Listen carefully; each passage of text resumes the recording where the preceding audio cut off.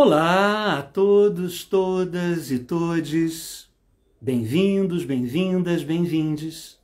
Meu nome é Eduardo Costa, eu sou psicomotricista clínico e educacional, formador em transpsicomotricidade educacional e clínica, sócio titular da Associação Brasileira de Psicomotricidade e consultor aqui da página Psicomotricidade Brasil. É um prazer estar aqui com vocês para falar um pouquinho nesse Dia do Psicomotricista sobre a psicomotricidade, psico o quê? E quem é o psicomotricista. Alguns colegas já estão chegando. Nosso objetivo é um bate-papo informal. Teremos mais ou menos 40 minutos para trocar a respeito da psicomotricidade do psicomotricista. Vai ser muito bom se vocês trouxerem as colocações de vocês. Estão assinando aqui na chegada.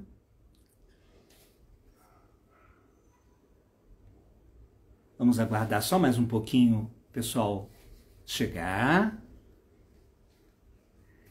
E também eu queria primeiro abrir o nosso encontro de hoje fazendo um agradecimento em nome da página e do Insta Psicomotricidade Brasil.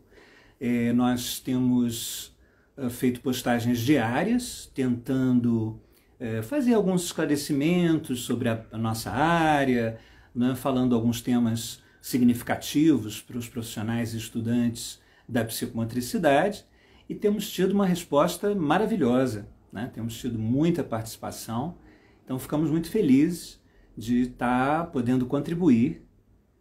Sim, Paula querida, bem-vinda, felicitação a todos e todas as psicomotricistas.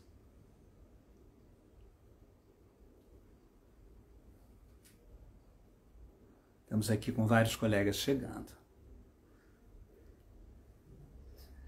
Bom, falar de psicomotricidade, né, é falar da minha história, né? Eu pude ter o prazer e a honra de ver a psicomotricidade crescendo e evoluindo em nosso país. Estamos aqui com uma colocação da Ângela. Eu estou conhecendo vocês agora, estou gostando e aprendendo muito. Estou no primeiro ano de psicologia, gratidão. Puxa, ficamos muito felizes, querida.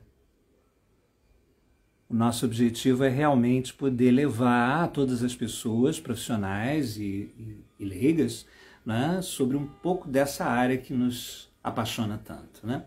Então, como eu ia dizendo, eu pude ver desde a década de 80, né, a evolução da psicomotricidade no nosso país, né?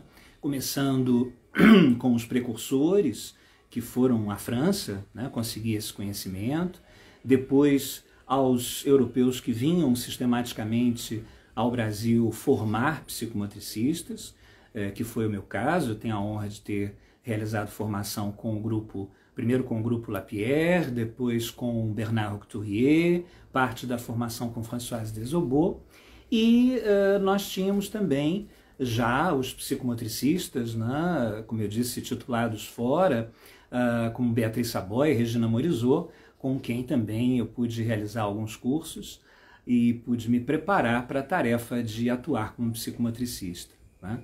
Então, desde lá, nós hoje temos 14 linhas atuantes no Brasil, quase todas brasileiras, acho que das 14, 12 versões brasileiras de psicomotricidade e 2 formações estrangeiras que se fixaram aqui, mostrando mais uma vez a criatividade do brasileiro, né? Criando tantos caminhos, mas todos com esse eixo comum, né, do sujeito ser o seu corpo, de expressar-se a partir dele, expressar seu psiquismo a partir dele, né, e como um canal de maturação psicológica pela via motora, como diz o querido Bernard Couturier. Bom, já estamos abertos a perguntas, se vocês desejarem. Eu queria só retomar a nossa postagem de hoje, né, onde nós colocamos 3 definições de psicomotricista que me parecem muito ricas e que podem abrir a nossa dialógica, né? Um é dos espanhóis Urexu e Mons, O psicomotricista é um adulto que permite que a criança se expresse de acordo com aquilo que ela é, e não segundo aquilo que se deseja que ela seja. Uma outra definição que nós incluímos é do próprio Ministério da Solidariedade e da Saúde francês, que diz: o que é um psicomotricista? O psicomotricista detecta, previne e cura ou trata problemas psicológicos expressos pelo corpo. E a última, da querida Cory Camps, também da Espanha: a posição do psicomotricista é de um acompanhante que contém, responde e interroga o sujeito, mas também que opera como um espelho, no qual o outro pode ver refletidos seus desejos, aspirações e os obstáculos com os que se encontra interna e externamente em suas relações consigo mesmo, com o meio ambiente e que lhe dificultam a satisfação dos mesmos, né? Então, acho que essas três definições, elas mostram, elas nos localizam, né? O psicomotricista é um profissional da saúde mental. É muito interessante as inúmeras confusões que se faz, né, quando se fala do trabalho corporal, confundindo a psicomotricidade ou com uma atividade física ou com um trabalho ligado exclusivamente à motricidade, né? O psicomotricista, como o próprio termo diz, né, percebe o psiquismo através da corporeidade e intervém a partir dessa corporeidade no psiquismo. Então, nós atuamos em algumas áreas, né? O psicomotricista atua na prevenção, na profilaxia, né? Na educação, na reeducação e na clínica. Mas em todos esses espaços, ele atua como profissional de saúde mental. Esse é um diferencial muito significativo, né? Que é preciso que fique claro, né? Porque as confusões elas levam a não busca adequada, né, de profissionais, quando, na verdade, há um trabalho muito potente a ser desenvolvido pela psicomotricidade em muitos quadros, né, que hoje ainda não são tão explorados, né?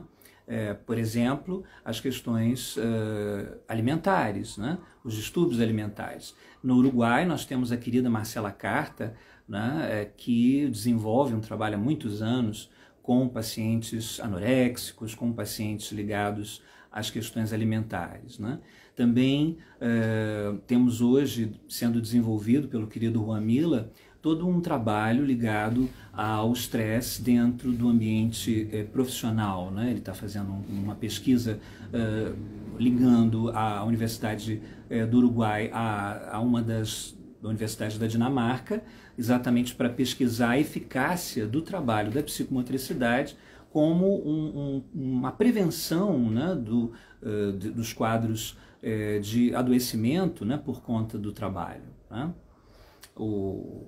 O famoso, agora me fugiu o termo que vem sendo utilizado, alguém pode me ajudar da nossa assistência? O termo que vem sendo utilizado para caracterizar o estresse no trabalho: burnout. Burnout, para prevenir o burnout, né? E prevenir os adoecimentos psíquicos a partir do trabalho corporal, né? Então, a psicomotricidade é uma ciência que estuda o homem através do seu corpo em movimento, nas relações consigo e com o mundo, né?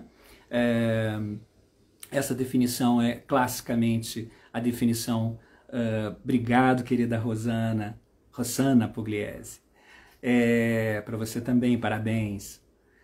Então, essa definição ela foi forjada pela Associação Brasileira de Psicomotricidade, né, em 1980. A data de hoje, o Dia do Psicomotricista, é uma homenagem à fundação da associação, que completa 43 anos, né, na data de hoje, e numa das AGOIs, quando nós estávamos buscando uma data que pudesse representar o psicomotricista, por sugestão da saudosa Solange Thiers, nós adotamos o 19 de abril. Compartilhamos com o Dia dos Povos Indígenas, com o Dia de Santo Expedito e com... qual é o outro festejo do 19 de abril? Temos mais, do indígena, do psicomotricista, do Santo Expedito, e acho que temos mais uma comemoração que eu estou me esquecendo, né? Mas, enfim, gostaria muito que vocês trouxessem as suas perguntas. Viva a ABP! Então, já trouxe uma definição da Associação Brasileira, né, da Psicomotricidade, algumas do psicomotricista, né? Bom, o caminho formativo para se tornar um psicomotricista vem sendo tema de muita polêmica. Inclusive nas postagens que nós temos feito aqui no Instagram, Psicomotricidade Brasil, temos muitas manifestações a respeito, né?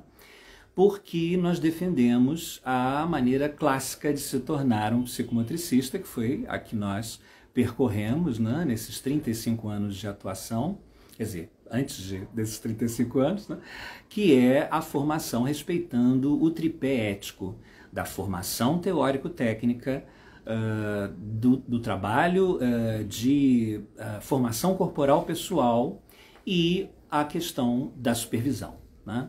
Esse tripé ético é para nós imprescindível, né, para que haja realmente uma atuação eficaz, uma atuação abrangente do psicomotricista, tanto no âmbito da prevenção quanto da clínica.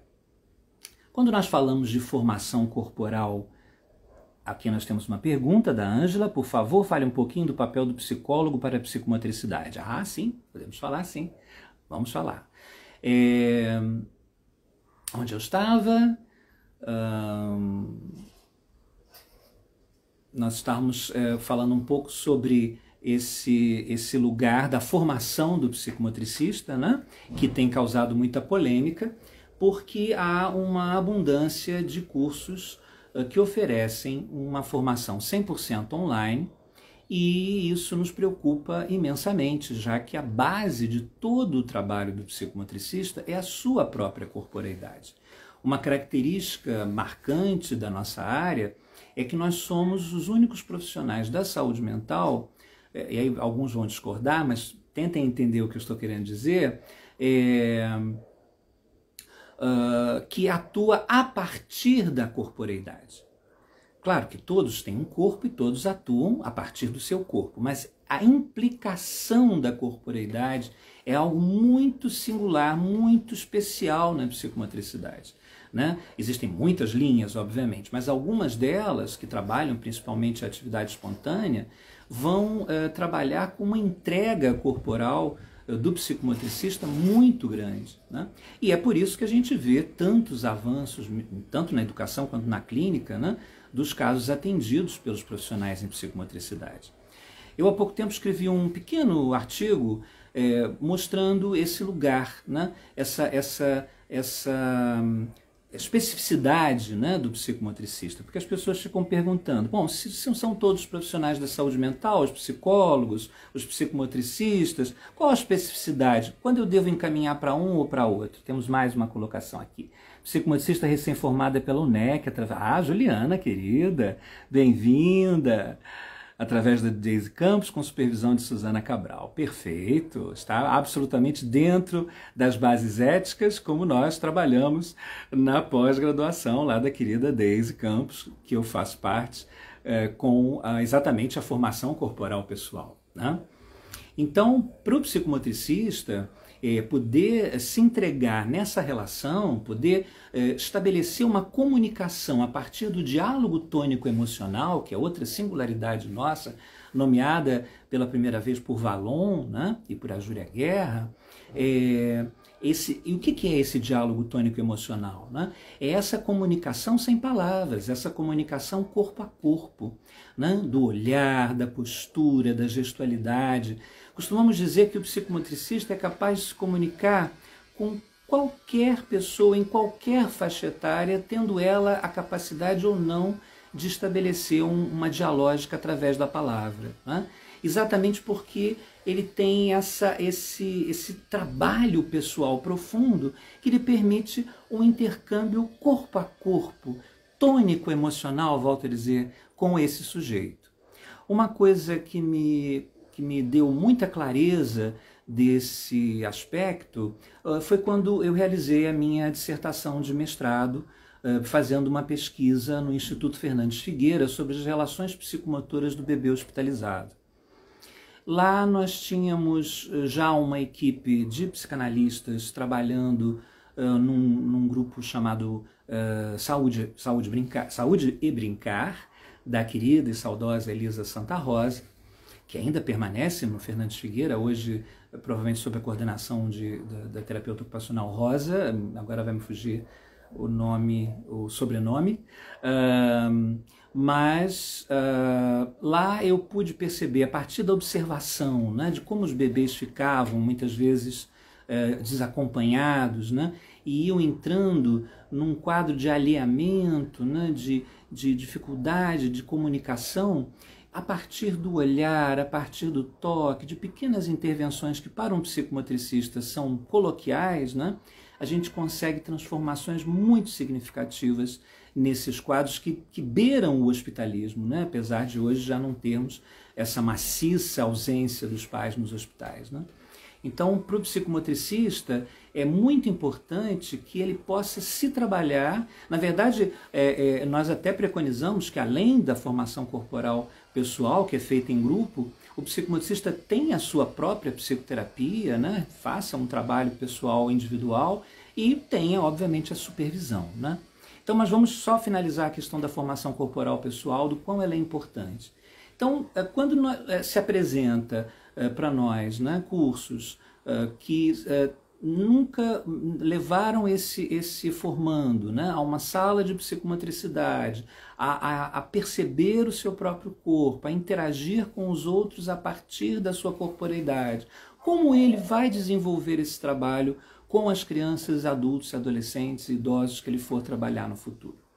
Então essa é uma questão que as pessoas ficam muito revoltosas, né, porque nós temos lacunas, infelizmente. A lei que foi aprovada, né, e que dá direitos de profissão à psicomotricidade no Brasil, ela foi construída de uma maneira muito pensada, muito articulada. Mas, lamentavelmente, né, o governo passado, que foi o que assinou essa lei, ela esfacelou a lei, ela retirou, ela vetou uma série de parágrafos, né, dessa lei, deixando a lei com uma série de fragilidades. E dentre elas, a fragilidade de sustentar que o ingresso de uma pós-graduação podia, né, até o ano passado, ser reconhecido como psicomotricista. Então há um equívoco muito grande nesse aspecto, porque assim, bom, se você faz um curso de pós-graduação em 4 meses, EAD, isso forma você como psicomotricista? Talvez te dê uma noção teórica do que seja a psicomotricidade, talvez te dê informações, né, objetivas, né, sobre as suas práticas, ou até te ensine alguns exercícios para aplicar. Mas, de fato, não se trata disso, né? Assim como quando a gente assiste a oferecimentos de e-books com exercícios, né? Eles podem ser muito úteis para aqueles que têm uma formação realmente, mas para quem nunca viveu o seu próprio corpo, poder sair aplicando, né, exercícios de psicomotricidade. Exercícios também é uma coisa estranha de falar, porque dentro da minha vertente, né, nesses 23 anos que nós trabalhamos a transpsicomotricidade, a psicomotricidade é a mesma, são 14 linhas, mas tem um eixo comum, mas cada uma tem a sua sustentação epistemológica, né? E nós buscamos o pensamento complexo. Assim, a Jussi Almeida está dizendo, em 4 meses não forma ninguém. Bom, pois é o que nós acreditamos, mas existe no mercado, acabou de sair um curso de psicomotricidade e arte que oferece EAD em 4 meses. Né? Então, assim, são distorções, né, que a gente não pode conceber como adequadas, né, para que realmente haja um profissional que possa prestar o serviço que ele se propõe a prestar. Né?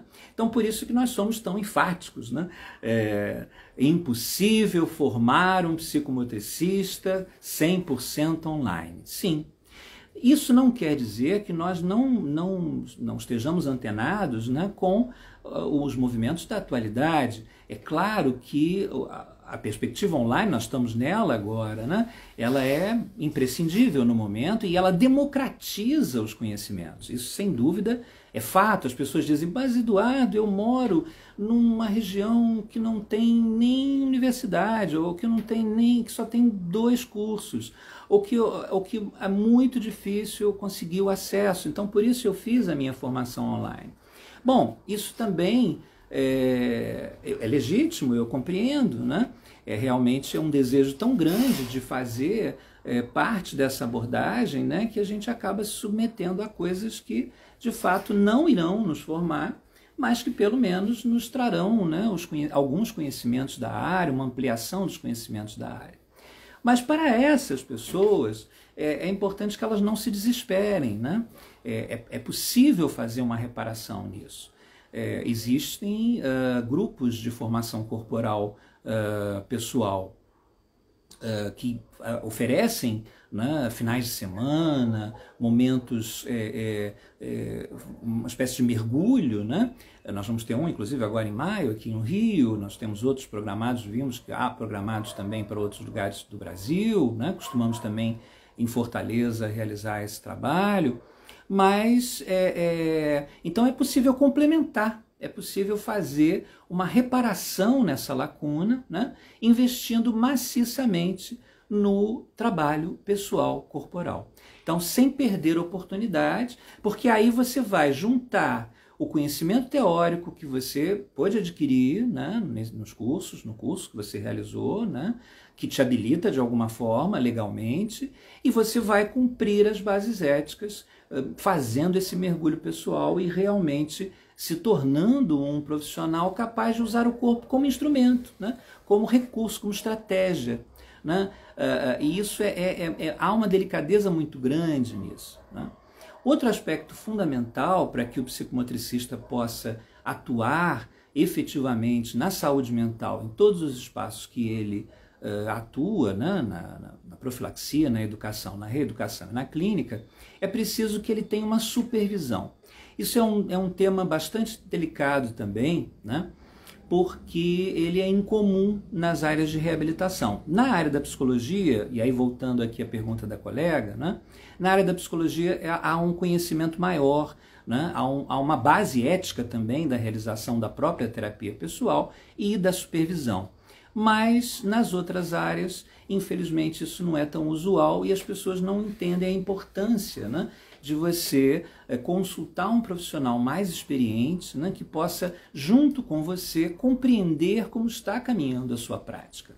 Como diz o querido Juan Mila, né, um grande supervisor uruguaio,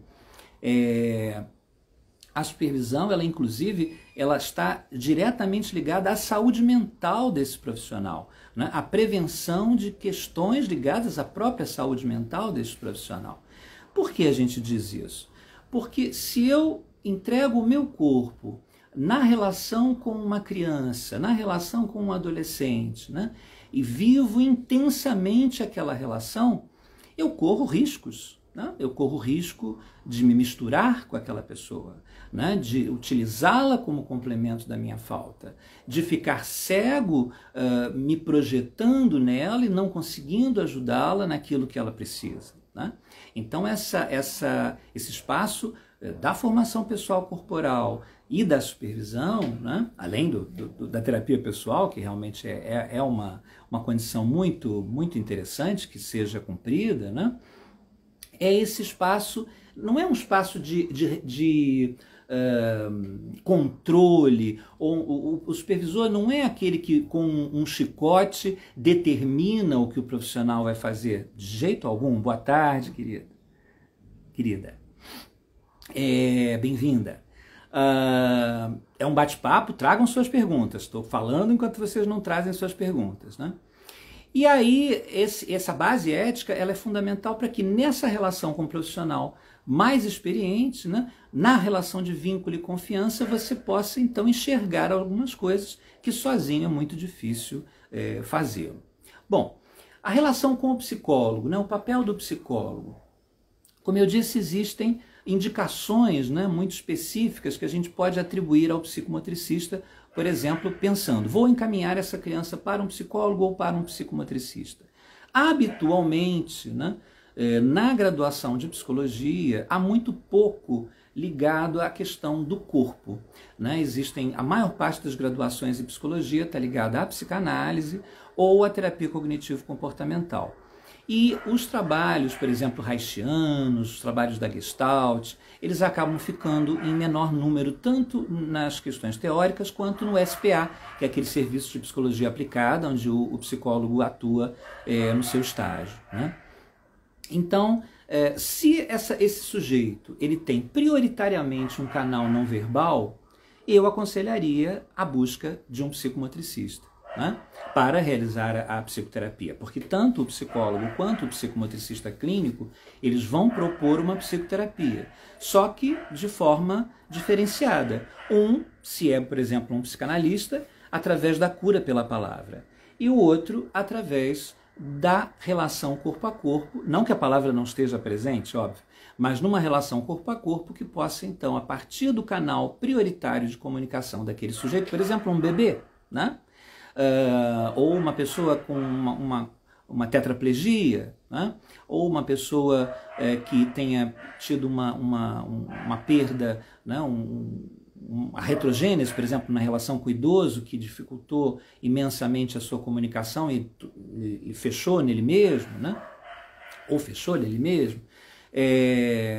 Então, são situações onde o psicomotricista, a partir dessa formação profunda na sua própria corporeidade, podendo usar o seu corpo nessa relação, mesmo sem palavras, pode ser uma escolha acertada, né? As parcerias entre psicologia e psicomotricidade são imensas, né? Muitas vezes, nos encontros de clínica psicomotora, nós temos um psicomotricista e um psicólogo fazendo essa parceria, né? Porque muitas vezes o psicomotricista não tem uma formação que sustente, por exemplo, as devoluções verbais de uma forma mais adequada, né? Então, enquanto o psicomotricista se destina a fazer a mobilização corporal e trazer os conteúdos a partir dos jogos que vão estar sendo estabelecidos, o psicólogo, então, entra numa parte mais da verbalização, das interpretações, né? Há muitas parcerias entre psicomotricistas e psicólogos. Alguns psicomotricistas têm formações psicanalíticas, né? Então, eles acabam incorporando esse trabalho de uma maneira mais profunda, né? Mas as parcerias com a psicologia são inúmeras, né? Por conta exatamente das nossas raízes, né? Da nossa raiz psi.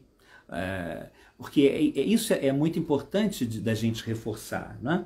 O psicomotricista é um psicomotricista, ele não é um psicocista, né? Ele não tem, a prioridade dele é o psiquismo, a prioridade dele é a manifestação da subjetividade, da intersubjetividade a partir do corpo.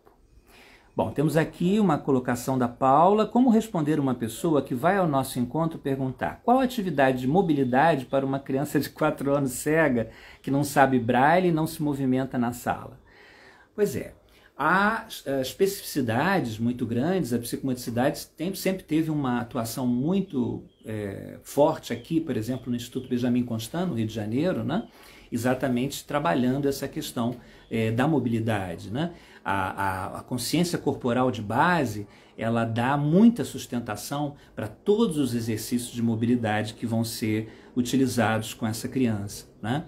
Eu, particularmente, não tenho uma experiência com crianças cegas para compartilhar com vocês, né? Mas existem psicomotricistas que são especializados. A querida Regina Morizot, que partiu há pouco tempo, ela desenvolveu durante muitos anos trabalhos com sujeitos cegos.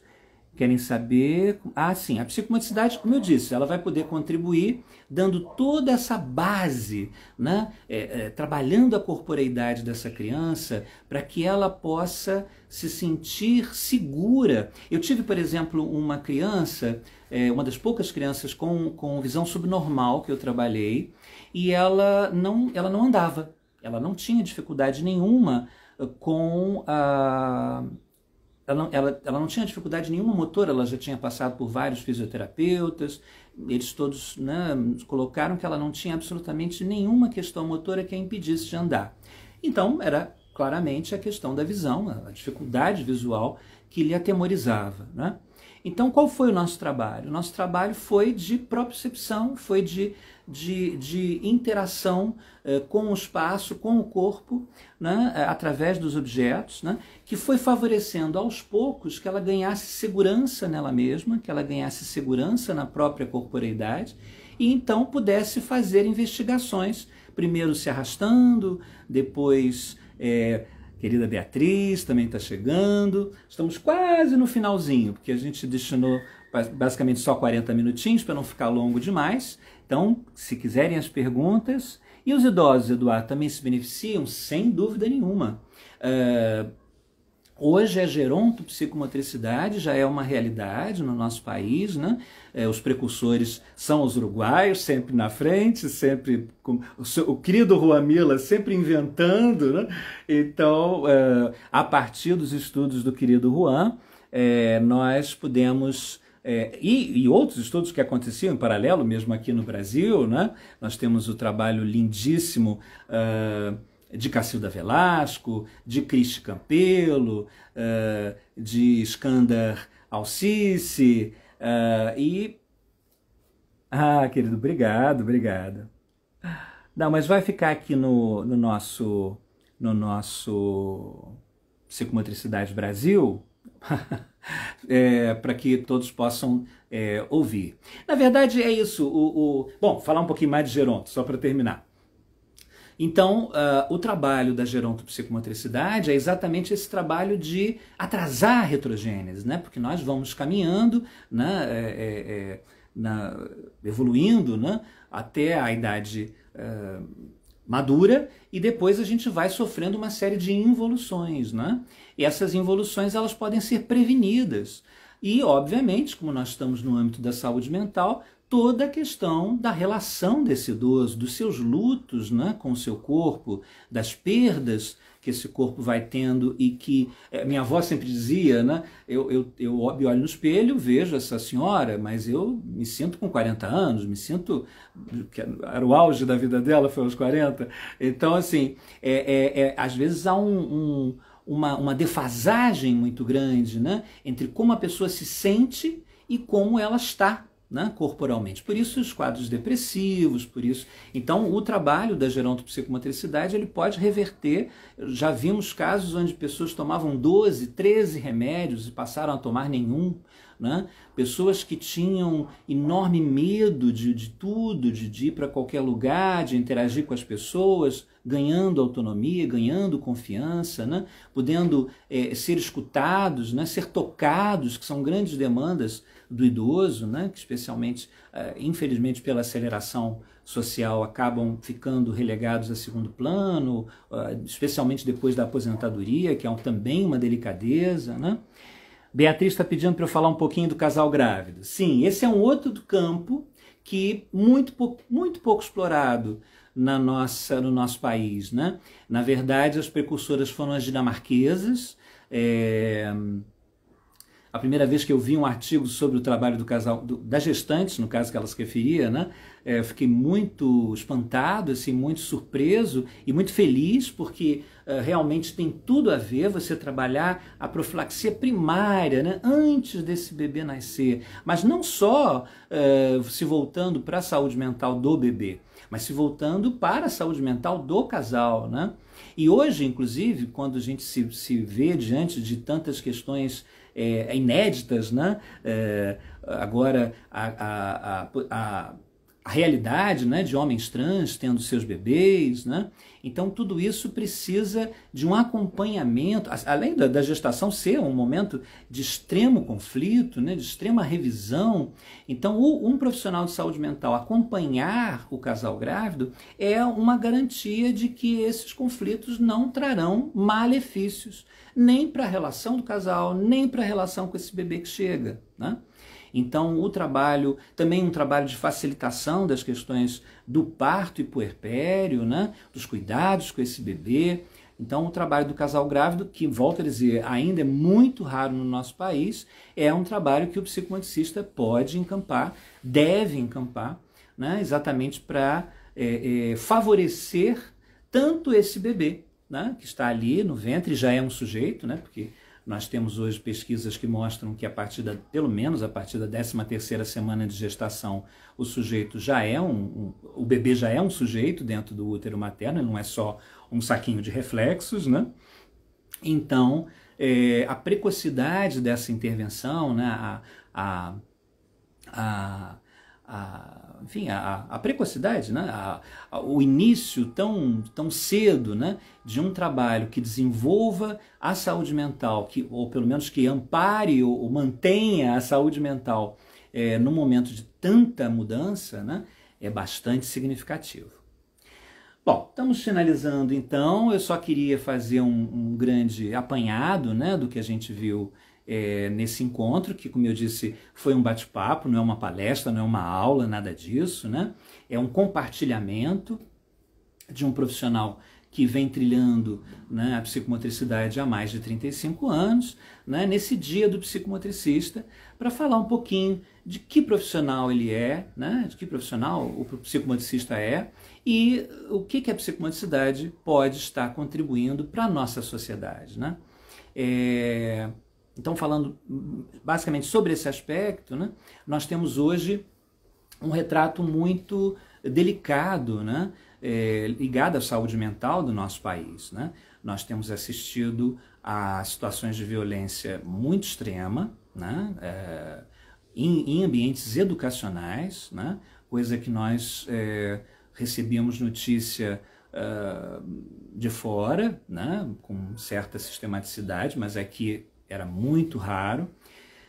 Nós temos também, na pós-pandemia, a situação de muitas crianças, né? Muitas crianças que nasceram, filhos da pandemia, né? Que nasceram no auge da pandemia e do isolamento, né? Que apresentam uma série de temores, uma série de dificuldades adaptativas na escola, de relações com as outras crianças. Então nós estamos vivendo uma situação muito delicada ligada à saúde mental do nosso país.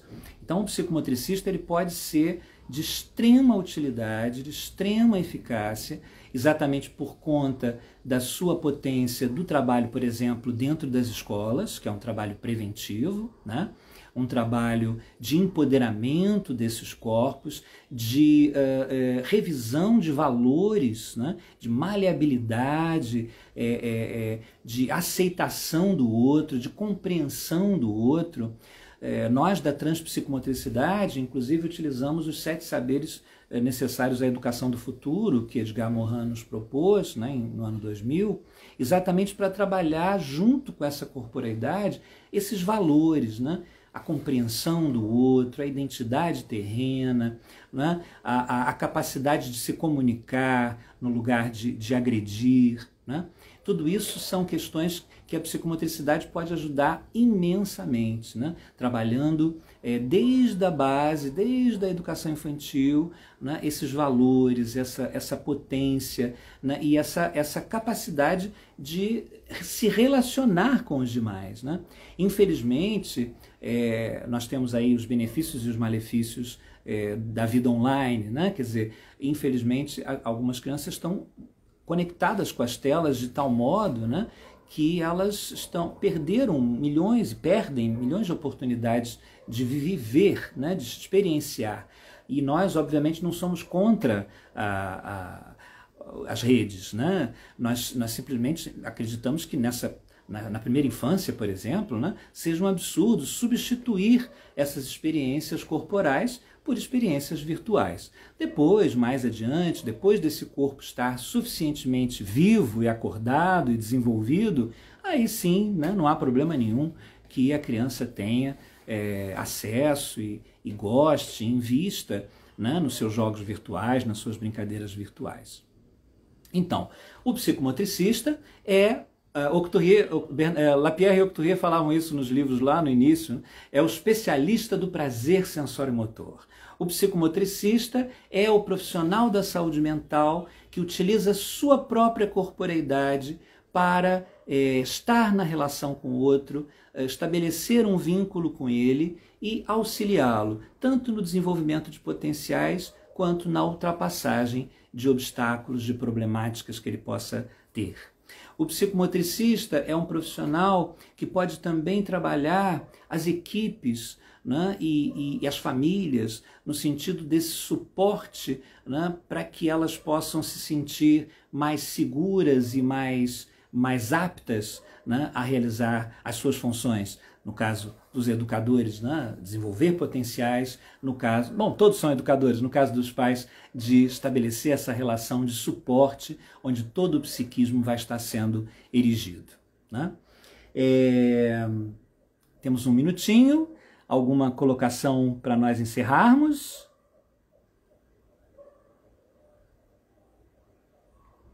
Temos aqui coraçõezinhos voando.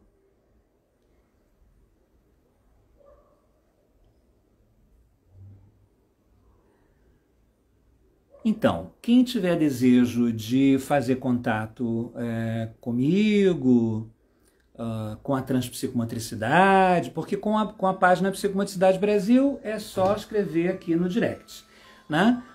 Comigo pode ser... Opa, estamos aqui. O alarme está me avisando que eu tenho que terminar. Para fazer contato comigo pode ser o WhatsApp 21 999 59 8377 ou transpsicomotricidade@gmail.com, tá certo?